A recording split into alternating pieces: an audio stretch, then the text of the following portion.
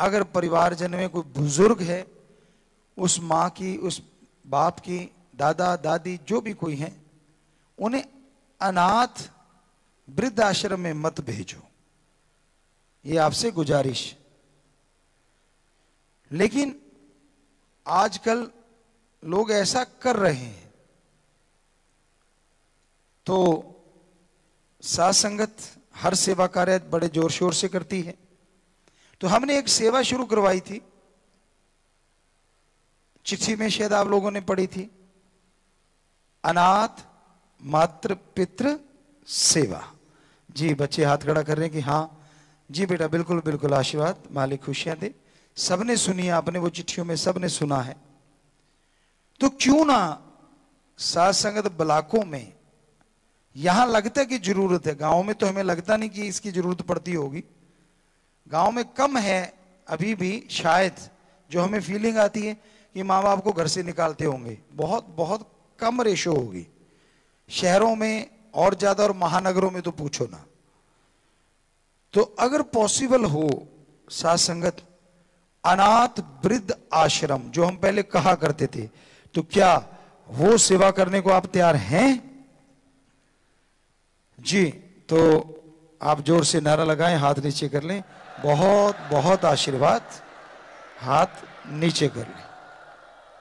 तो ये भी जिम्मेवार लिख लेंगे कि ऐसी एक ये सेवा अपने वो अनाथ वृद्ध आश्रम जरूर बनाएंगे।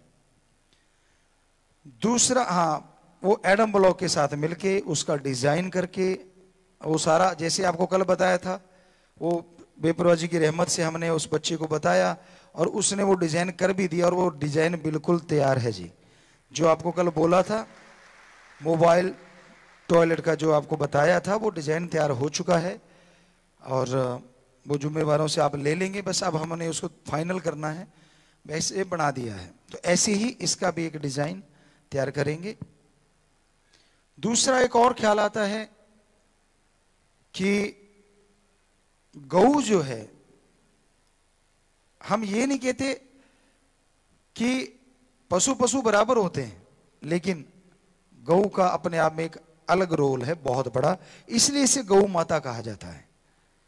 कैसा रोल है, अब हमें पूरा साइंटिफिक तो नहीं अभी तक शायद प्रूव हुआ, पर आम कहीं ना कहीं सुनने में मिलता था कि ये ऑक्सीजन छोड़ती है। अब ये तो राम जाने सच्चाई क्या है, हो सकता है ये सच ना भी हो, लेकिन ये सच जरूर है, उसके आप हाथ फेरोगे ना तो आपको पॉजिटिव एनर्जी जरूर आएगी।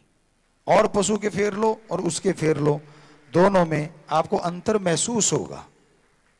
दूसरी बात, इसके मलमूत्र में एंटी बैक्टीरिया तत्व होते हैं।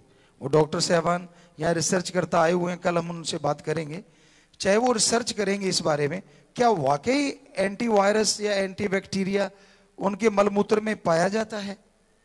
हमें लगता है, क्यों?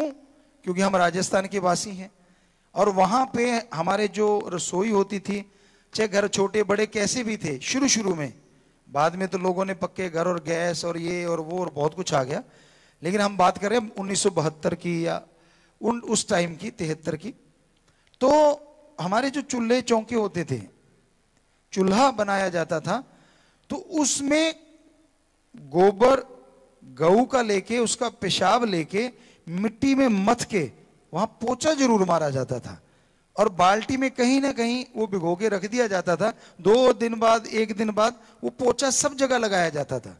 किसी के बच्चा होता था तो उस घर में, कच्चे मकान में भी गऊ के गोबर और यानी मलमूत्र से एक पोछा लगाया जाता, यानी एक प्लास्टर किया जाता था।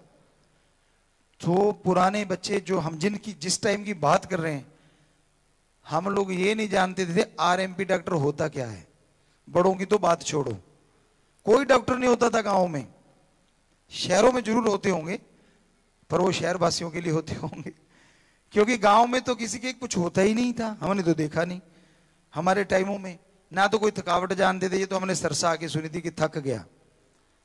अब हमें नहीं पता था ये थक गया वर्ड क्या होता है, जानते नहीं थे, दिन रात लगे रहते थे, कोई पता नहीं चलता था। वो तो अब आप भी जानते हो, अब भी देख रहे हो बेपरवाह जी कैसे काम चला रहे हैं, अपनी बॉडी से क्या ले रहे हैं, तो वो आपको पता ही है। हाँ, बिटिया ने एक शायद लेख भी पढ़ाया था, अभी आया था कि उसमें लिखा था कि भाई 21 घंटे में देते हैं साथ संगत को और 3 घंटे में मुश्किल से आराम कर पाते हैं।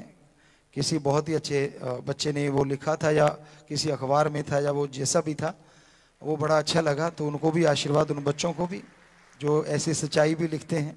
बड़ा मुश्किल है ऐसी सच्चाई लिख पाना, क्योंकि और मसालेदार सामान अलग होता है और कई बकबका सामान अलग होता है सारे। अब आप लोगों को तो भोजन ऐसा चाहिए ना जो मसालेदार होना चाहिए। सो वहीं पे फिर आते हैं, चलो आप मसाले से क्या लेना, कि गऊ का वो गोबर और उसका मूत्र मिक्स करके वो पोछा लगाया जाता था, तो बीमारियां नहीं आती। और नीम क्यों बांधते थे?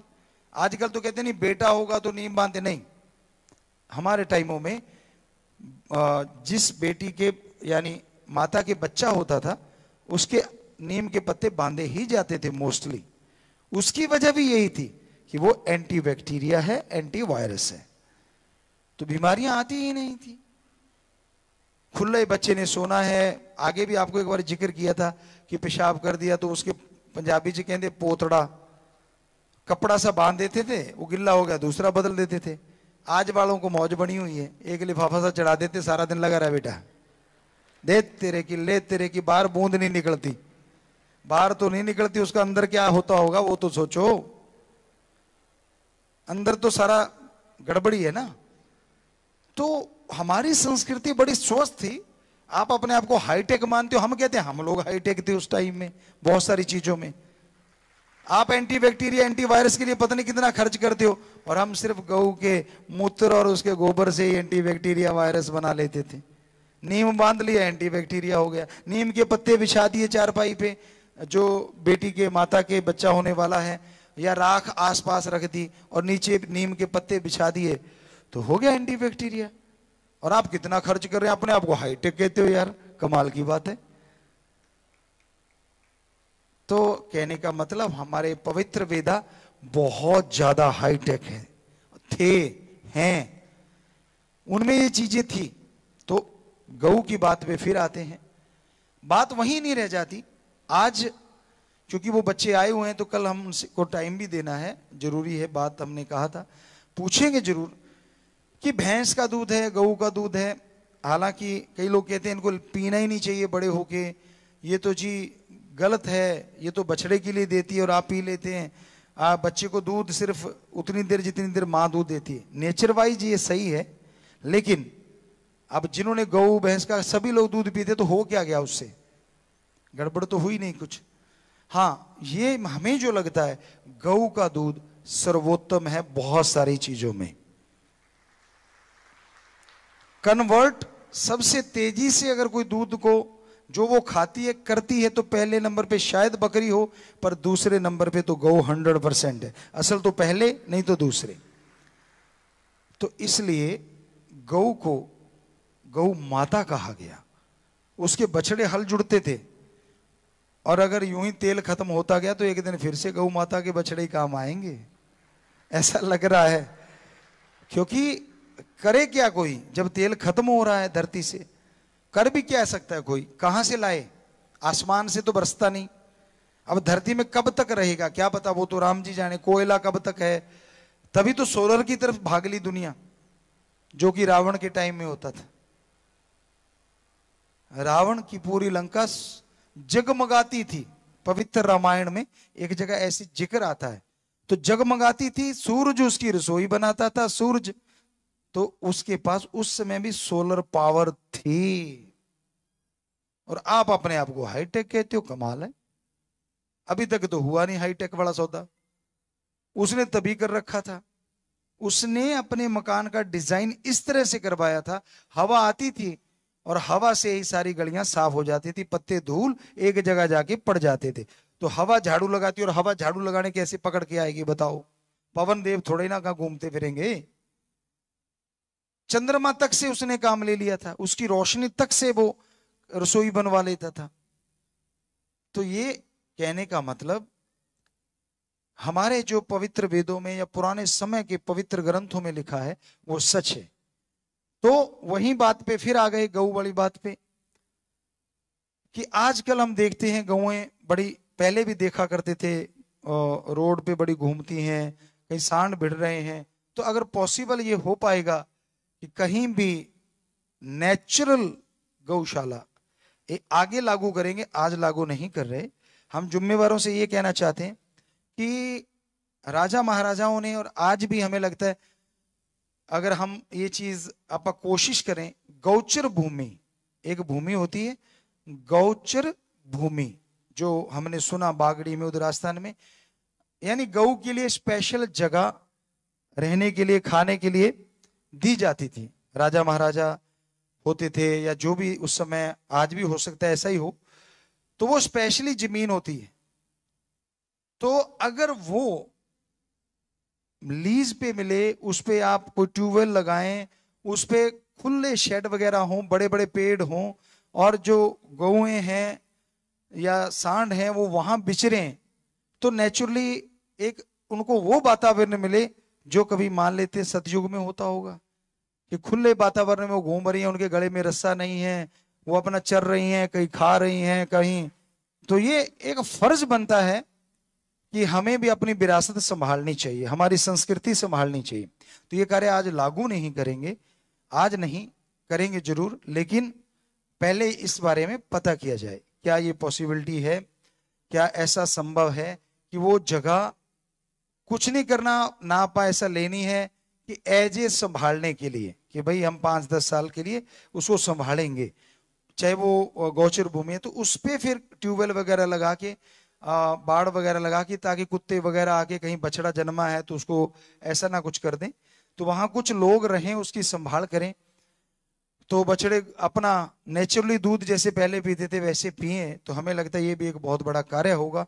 रोड से जो एक्सीडेंट होते हैं जगह जगह पे, ये चीजें हो रही हैं, उन्हें आप आवारा पशु कहते हैं, तो ये भी संभव हो सकता है, क्योंकि उनमें बड़े गुण हैं, बहुत गुण हैं। तो प्यारी साध संगत जियों, बेपरवाह जी की उस सेवा का हमने टॉपिक शुरू किया था, और वो गऊ तक आया, क्योंकि सेवा से ही सब कुछ मिलता है। आप गऊ को अगर चारा ना डालते तो दूध ना मिलता, लेकिन जब मां बाप को ही दरकिनार कर देते हैं तो गऊ माता तो बाद में आती है ना।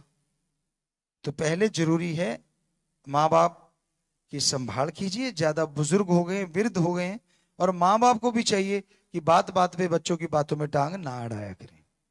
राम राम का टाइम है, राम राम किया करो, उनसे कहा करो कि हाँ भाई, अगर मेरे अनुभव की जरूरत है तो मैं आपको अनुभव दे दूंगा, आपको अनुभव बता दूंगा। तो प्यारी साध संगत जियो, बाकी आप सेवा जो आश्रमों में करते हैं या समाज की सेवा करते हैं, या कोविड-19 के टाइम आपने जो भाग दौड़ के सेवा की है, सैनिटाइज किया है, जगह जगह जगह बहुत सेवाएं की हैं आपने, तो मालिक उसकी बढ़ चढ़ के आपको खुशियां बख्शे, दया में रहमत से नवाजे, और अब भी सेवा करते ही रहना है। यहां भी सेवा का अवसर मिले, चूकना नहीं, मदद कीजिए। रोड पे घूमते पागल, उनका इलाज करवाना, कहीं पड़े बीमारों का इलाज करवाना, शुरू से ये अपने काम चल रहे हैं, तो इस पे पूरा पूरा अमल करना है, पूरा पूरा अमल करके इसको अपनी जिंदगी में अपनाना है। पेड़ पौधे